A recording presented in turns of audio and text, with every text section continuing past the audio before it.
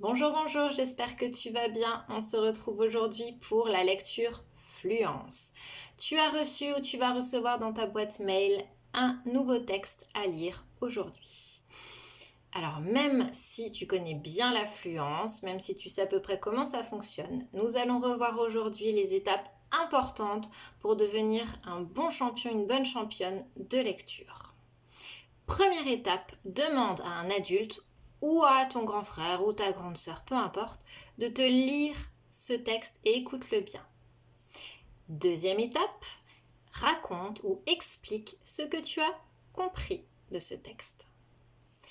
Troisième étape, très importante, s'il y a des mots que tu n'as pas compris, demande à l'adulte, à ton grand frère, à ta grande sœur, la signification de ces mots. Demande ce que veulent dire ces mots. C'est très important de comprendre ce que tu lis. Comme je dis toujours, lire, c'est comprendre. Quatrième étape, entraîne-toi. Et attention, s'entraîner, ça ne veut pas dire lire une seule fois. S'entraîner, c'est faire, refaire, s'entraîner plusieurs fois. Le but, c'est de s'améliorer à chaque fois. Cinquième étape, bien lire, c'est faire attention à sa voix. Lorsqu'il y a des virgules, on s'arrête, on fait une petite pause. Pareil lorsqu'il y a des points. Attention, quand il y a un point, la voix descend. Quand il y a un point d'interrogation, comme dans une question par exemple, la voix monte. Par exemple, quel âge as-tu ? Pareil quand il y a un point d'exclamation pour exprimer un fort sentiment, une joie, une colère. Quelle tristesse ! La voix monte. Quelle joie ! La voix monte aussi.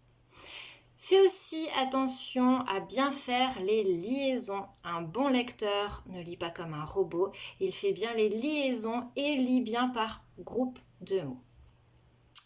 Sixième étape. Demande à un adulte de te chronométrer. Normalement, tu connais ce principe-là. Tu peux utiliser le portable qui est muni d'un chronomètre et tu vas essayer de t'entraîner de lire le plus vite possible. Tu peux noter à chaque fois tes résultats, c'est-à-dire tu peux noter combien de mots tu as écrit, combien de mots tu as lus en 1 minute.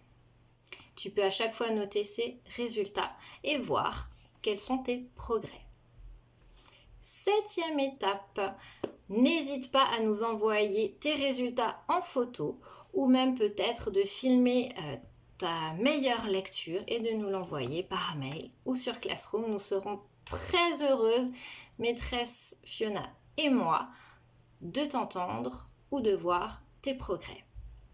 À toi de jouer!